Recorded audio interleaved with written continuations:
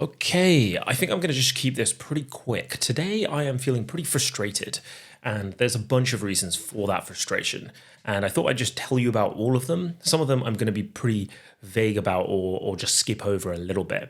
The first one is just the frustration of public transit when it doesn't work. I had a journey that was about 50 minutes long. It was supposed to be 50 minutes, and ultimately it ended up taking 3.5 hours. And that is an extremely frustrating experience. But the other thing that made that experience even more frustrating was the fact that I had nothing to do. And so I ended up scrolling. And that's not really a problem usually in terms of frustration. But the reason it was a problem today was because of how incredibly frustrating the news was, and the moral depravity of our leaders in this country and across the world is something that is so enraging. And that frustration, combined with the fact that the trains were just really unreliable, created this just frustration in my body that was very, I think, ambiguous. And I had to really sit and puzzle through why I was so frustrated. And those are the kind of two things that were really immediately frustrating.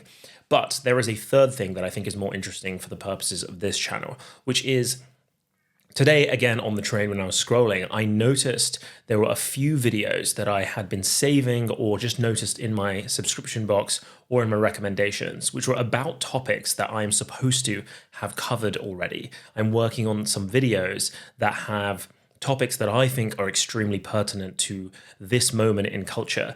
And the reason I'm frustrated is because I was supposed to have done these videos by the end of the year last year, and they were supposed to drop at the beginning of the year. And ultimately, that didn't happen. And the fact that that didn't happen is frustrating on its own.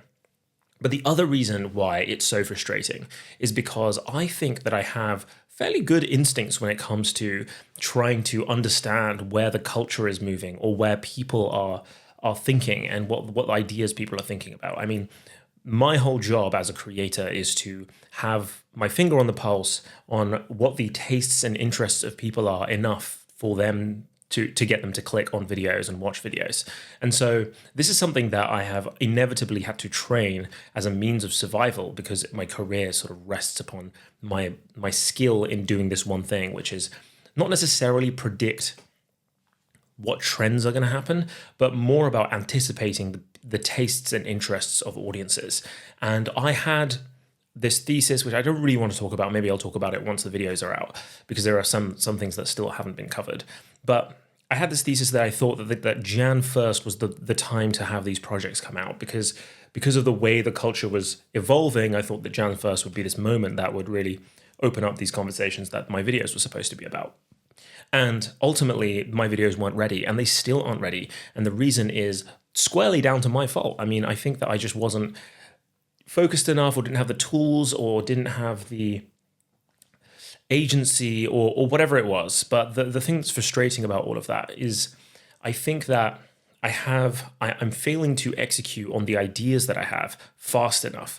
And if you think about the video that I did a couple of days ago about this exact topic, I talked about how I think if I increase the rate at which I'm progressing on things, I think I will feel like everything is a lot more rewarding.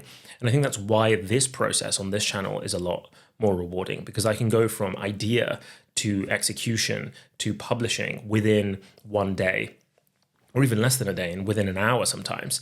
And I think that means that the speed of execution means that it feels a lot more rewarding. And I think that that is something that I'm going to try to implement in my work life this week, because all of this frustration ultimately stems from my own ability to work faster.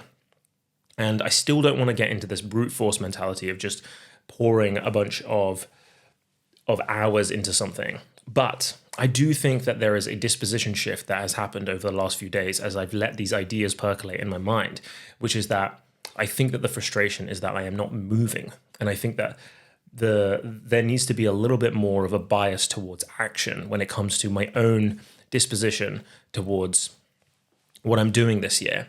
And maybe that's also connected to this turning pro idea. But I think for me, the last few days of letting this idea percolate in my mind has meant that I've realized that one of the things that's really frustrating me is that I'm just not executing on things, and I just need to be. And so all of that is a generalized frustration that has led to me feeling this way. On the positive, I think that this is a exercise in really trying to increase my ability to do the tasks that I'm going to have to do for the longer answer in progress videos. And what I've done is I've broken it down into the weakest components and then tried to upscale on those weak components as fast as possible. And that's why I think something like this, the practice of just talking on camera, is really, really good and has been really, really beneficial. So I don't think that I'm just floundering right now. I think there is a lot of progress that has been made, but I am just a little frustrated that there isn't more progress or that I haven't seen results yet. And so I'm gonna try and increase the rate at which I move this week, and we'll see how that goes.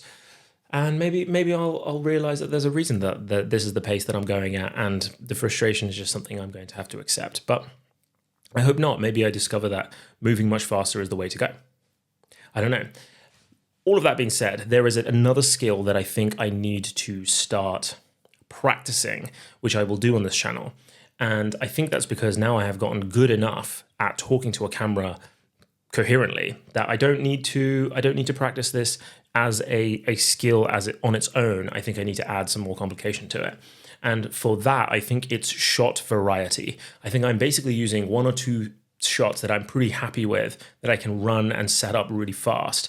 But I think ultimately, when you think about people that make really compelling videos, they have a lot of shot variety because they have all of these, they use all the shots as tools in their toolbox. And I think that what I need to do is create some sort of instinct inside of me in order to be able to come up with shots much faster than I do. And I think that means that I need to do a challenge in terms of just, right, today I'm going to shoot 4 or 5 things and stitch it together into a short little thing, whatever that is. So that's the evolution of maybe this project, where I continue to try to talk to camera when I have no other time, just so that I can continue the practice and make sure that I don't start degrading my ability in this skill that I've learned over the last 50-ish days. I think it's day 60 today. So there you go. But I think the other thing I need to do is do the type of vlogging that demands new shots every time, and how to think about storytelling when you have multiple shots involved. I'm thinking someone like Casey Neistat does this really well. I think Cole Kerwin does this really well. I think Sabrina does this really well as well. So all of these people, I think I am trying to start to understand more about how to do filmmaking with multiple shots and all of that stuff. So that's all of my thoughts for today. And I'm a little frustrated, but I am excited to continue to improve.